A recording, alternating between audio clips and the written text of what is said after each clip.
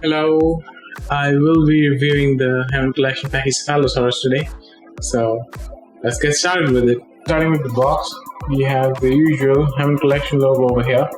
It says PACHYCEPHALOSAURUS for ages 8+, Mattel, Jurassic Park trees, warning, choking hazard, small parts, not for children under 3 years, so make sure whom you're buying it for. You have a beautiful T-Rex logo, like same. I mean, you get to see that for every single Hammond Collection packaging. But something which is here, which I really like, which is not there in other Hammond Collection figures, boxes, is this Jurassic Park 30th anniversary. So I really loved when I got to see that.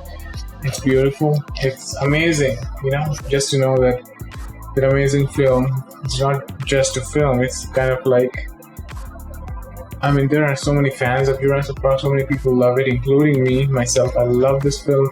I like to imagine like there's a different world made up from the stuff we got to see in the movies. So, it is amazing to know that it has been 30 years. On this side, we have a beautiful picture of this PACHYCEPHALOSAURUS with the Lost World logo.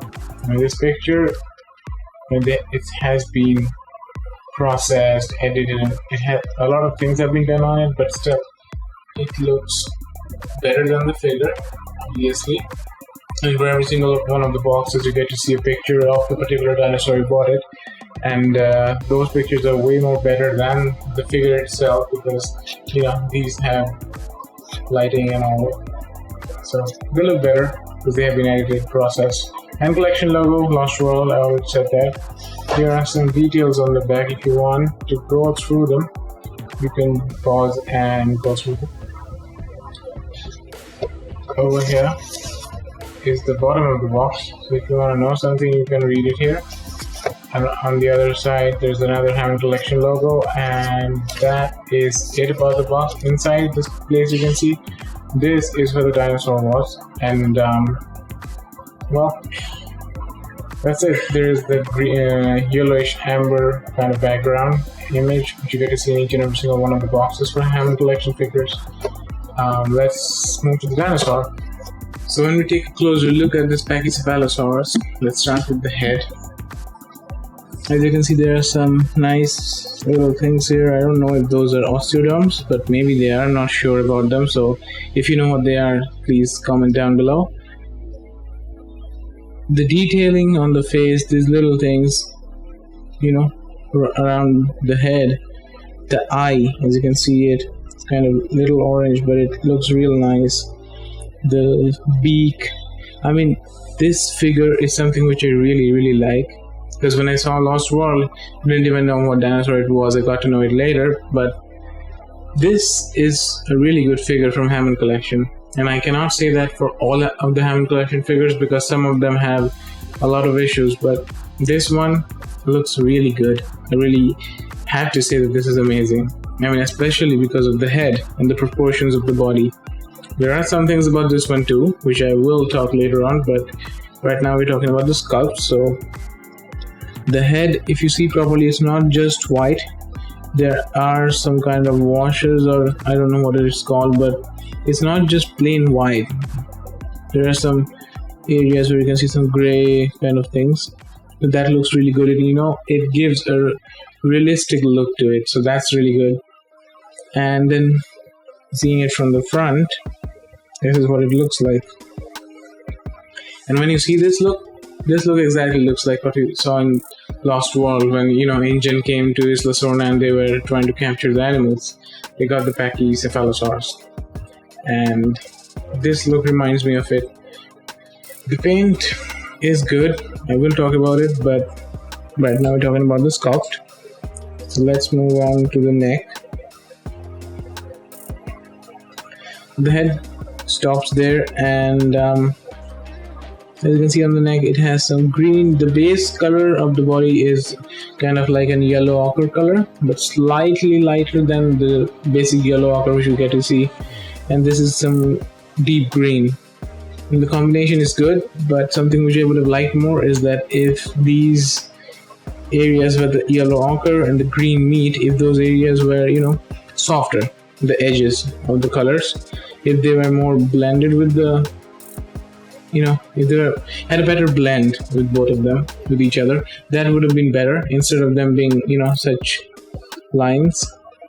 That would have looked more realistic, because that's the kind of colors we usually see on the skin of dinosaurs in films. Over here on the body, you can see the belly, you can see some lines. There are lots of scales, by the way, not on the neck. There are scales on the face, but mostly you can recognize them on the body, on these parts. I'm sure you can see them. So these scales are beautiful. You can see the belly, you can see the wrinkles and lines running over here. You can see the arms. The arms don't have scales here, but they do have over here. But from the elbow, they are kind of plain, and they do not have painted fingernails. I'm sure you've seen that. I'm sure you can see that. Over here, moving on. The legs look fine. I don't really think there's any problem with them. If you have found any issues, however, you can say that. Moving on to the tail. Tail looks fine. The size looks good.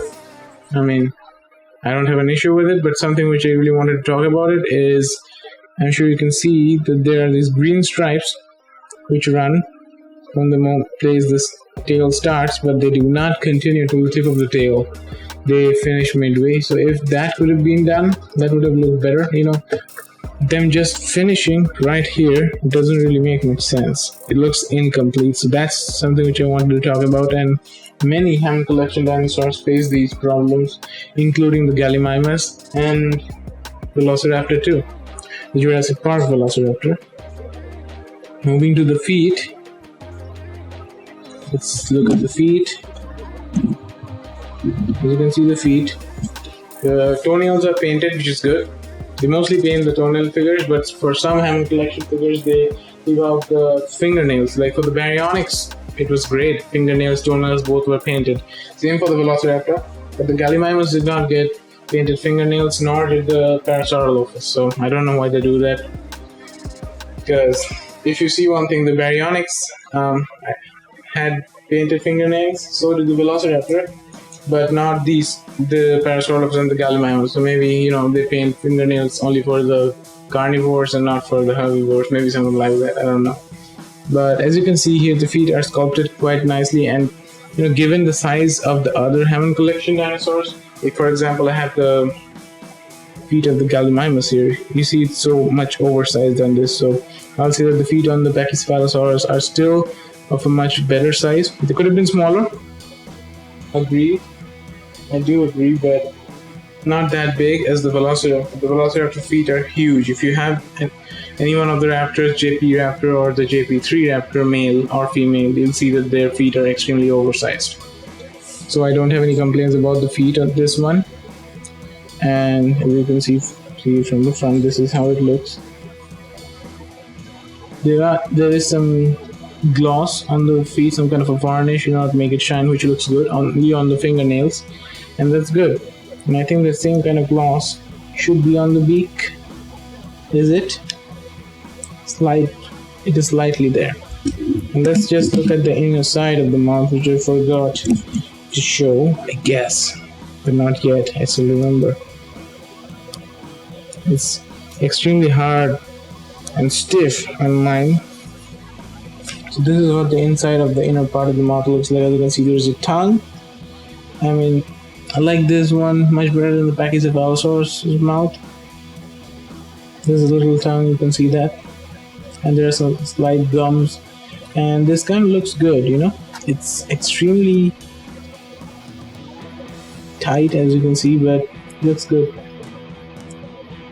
So let's move on to some comparisons and articulation. There is the mouth articulation, which I already showed you. This one. There is mouth articulation. There is head articulation. The head goes up and down, and quite good amount. Not like the Baryonyx. If you have the Baryonyx, you're gonna know what I'm talking about. There are joints over here. Can I rotate the head? No. Oh yes, you can. 360-degree rotation on the head. This is the head ball joint, up and down, left, right, no. This is on the neck goes up and down. And there is rotation on the neck too. For the fingers, not really the fingers, the shoulders, there is full 360-degree rotation, and you can spread them outward. That's good. And there is 360-degree rotation and a slight bit of movement for the elbows. Yeah. It looks kind of weird in this way. Alright, moving on to the feet. As you can see, their thighs should be 360 degree. Yep, they do. They just get stuck over here to do this part, but I think they should rotate full 360. They have a slight bit of pivot, hip pivot, slight, not much. Over here at the ball joint, the kneecap, nice movement, 360 rotation, and for the toe, 360 rotation and slight bit of movement. Moving on to the tail, full 360 rotation, up, down, left, right. That's about it for articulations. Let's move on to comparisons. We have it, the Hammond Collection Velociraptor, who I think is going to have a problem in standing because he was in a different pose earlier. But the best thing which I like about this Hammond Collection figures is that, due to the lot of articulations which they have, you can give them a lot of poses. So the Velociraptor's head is slightly bigger than the Pachy, tail is longer, like I said, but roughly they're about the same size. Then here we have the Baryonyx. The Baryonyx is much bigger than the PACHYCEPHALOSAURUS, that is for sure. I mean, there's no doubt about that. The Baryonyx is bigger. Moving on to the PACHYCEPHALOSAURUS. This is also a bigger figure. It's bigger than the Pachy, like it should be. The PACHYCEPHALOSAURUS, like we saw in the films, was much smaller in size than Parasaurolophus. So,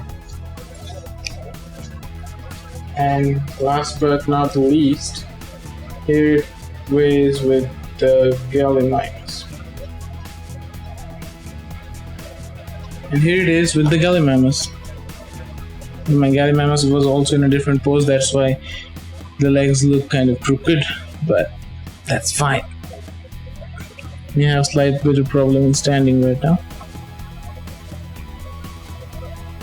Yeah. So that's about it. My thoughts on the PACHYCEPHALOSAURUS. I already told you that. If you want, you can buy this. But if you are a Lost World fan and if you wanted to have a PACHYCEPHALOSAURUS all this time, I know there is a mainline one, but this one is something which I really like. I never got to buy the mainline one.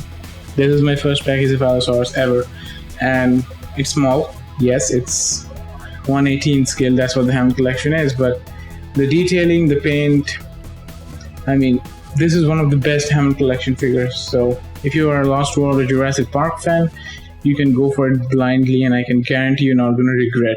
So thank you for watching this video.